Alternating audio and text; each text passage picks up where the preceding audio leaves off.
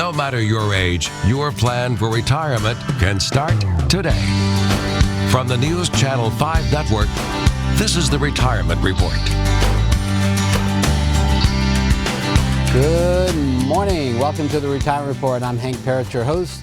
We're going to be talking about investing basics for women. I touched on this a little bit last week. This week I want to get into it in more detail and share with you some of and these investing basics, by the way, can apply to most anyone. However, we're going to touch on some of the things that talk about how women are particularly suited for investing and some of those strengths that we typically see and how that can be utilized to your advantage.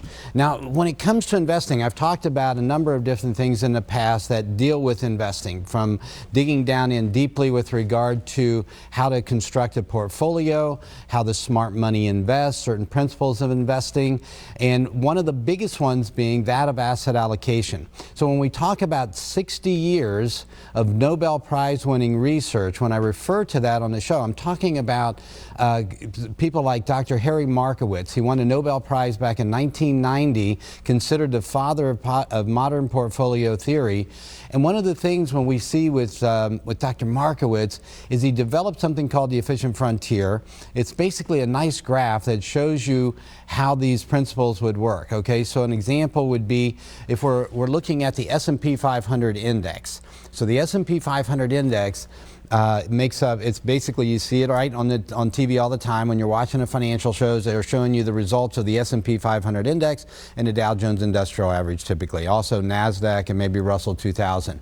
So these are all indices that track certain segments of the market.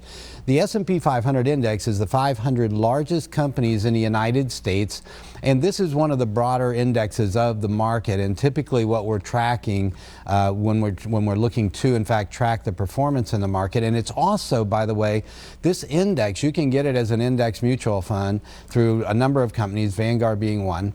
This index outperforms 90% of mutual funds out there. All right? And this is the other part, that 90% of mutual funds, there's a 10%, right, that you're saying, oh, well, let me find out about this 10% that outperform the market. However, it's not just the same 10%. It's not the same funds. What we find, in fact, is that those 10% rather, that changes. It's not the same ones. So basically, someone just gets lucky and happens to have the right mix at the right time of maybe stocks and bonds or some combination, right? And they've outperformed the market. But we know it's just luck, and this is why. We know they just happen to have the right things. Otherwise, the skill set, if they had a particular skill set for that, they would always outperform the market. But in reality, when we do research and we back test and we look at the top funds over a given 5 or 10 year period and look how they did over the next 5 or 10 year period, they always underperform the market. So from that standpoint, that shows us that, again, it just gets lucky. So what does it also tell us? The S&P 500 index, wow, if we just went out and got an S&P 500 index mutual fund, we could do quite well with that. What's the problem though? The volatility. All right, when we look at the S&P 500 as an example, yes, that outperforms 90% of mutual funds, but it doesn't mean that you're not going to have a tremendous amount of volatility or ups and downs in tracking that.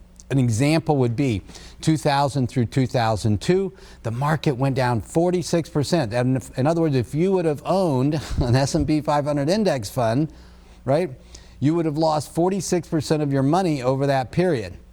Now here's the important part, and we're going to get into this with investing basics. Staying disciplined, though, is also important. Over the next 5 years, it recovered and you had back that money that you lost. So if you would have stayed invested, it wouldn't have been a loss, it would have just been that volatility that you're riding out.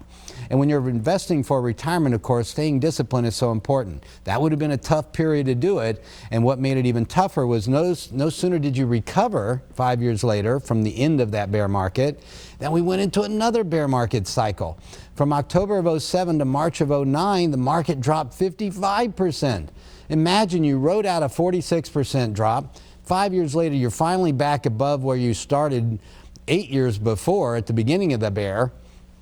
And then you take another hit of 55% in less than 18 months. Then what happens? right? It takes another 5 years to recover from that period.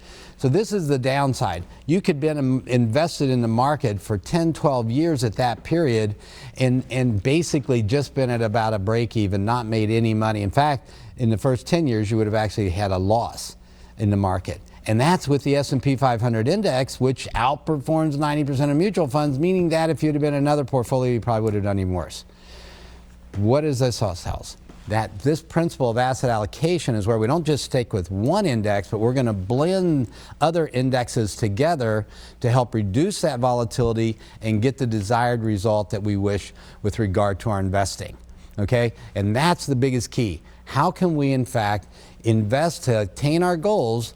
And that starts with finding out what your needed rate of return is on these goals, and we're going to get into that, right? And then how to stay disciplined through this process, minimize volatility to make it easier, right? If we can reduce that risk down so that we don't have those kind of ups and downs of the wild roller coaster ride of the S&P, it's going to make it easier to stay invested, and that's part of the goal as well. All right, so what we're going to do this morning is we're going to talk about investing basics for women, and it builds upon the basics of comprehensive financial planning as well, which I talk about. So first it's about recognizing, so there you go, cover page. Then we have recognizing your investing strengths, understanding, what are your investing strengths and how can you then use those. Learning the basics, we're going to cover that today, and then getting involved, actually getting out there and putting these principles to work. So when it comes to recognizing your investment strengths, here's what some of the studies show us. Women comprise a powerful demographic. Women are financial decision makers. They make about 70% of household buying decisions. 9 out of 10 manage their finances on their own at some point. And I see this a lot in my practice. This can be, I've had couples come in where maybe through divorce or outliving their spouses, they find themselves dealing with their finances entirely. They may remarry, and then they still want to deal with it. A lot of times when people come together later in life and they've already been married once, maybe they've outlived a spouse, maybe it has been a late divorce. They're used to managing the things for themselves, and they have their children. And so two people coming together there each have their respective children. We do planning for them a lot of times, which, yours, mine, and ours kind of stuff, where they want to come together and have that life together and support each other in that regard, but they keep their finances a little more separate there.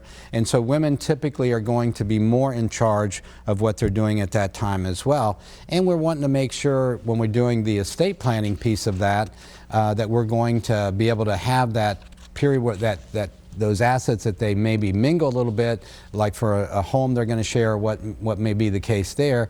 Sometimes they may both sell their respective homes and come together in one place. It can be there's a number of different situations we've seen there. But what we see as a common thread through it is, again, this yours, mine, ours. I have my things, you have your things. We're going to share things, but when we're gone, when one spouse predeceases the others, for instance, the surviving spouse would be able to stay in the home, and there might be some financial considerations. But when both are gone, they want their respective assets to go to their respective children. So this is a common type planning. When it comes to your finances then and to your investing, it's the same thing. How you structure your investments, how those investment accounts are titled, all of that is part of good planning. Now, women also are earning more than ever before. They typically have graduate degrees. There are more women-owned businesses. Percentage of married women who out-earn their husbands is growing. It's up over 40% now. And by 2020, 67%, and this is according to a study in Forbes, 67% of personal wealth is expected to be controlled by women in the United States. So again, a growing demographic, and understanding the strength and the power here, and also the strengths when it comes to investing. So women are uniquely suited to sound investing. They view investing differently, typically as, and this is one of the areas too that I find, when clients come in, let's say it's a couple, a lot of times you'll find, and there's no, I don't want to paint with too broad a brush here, but a lot of times you'll find that one person will have maybe a strength when it comes, maybe they handle that investing piece and the other is happy to let them do so. Sometimes you'll have both, of course, that equally are involved, but typically it's one over the other and the other letting them do it. And then and the downside potentially, of course, is when one predeceases, that survivor needs to have the same knowledge base to make sure that they're able to manage these things more easily.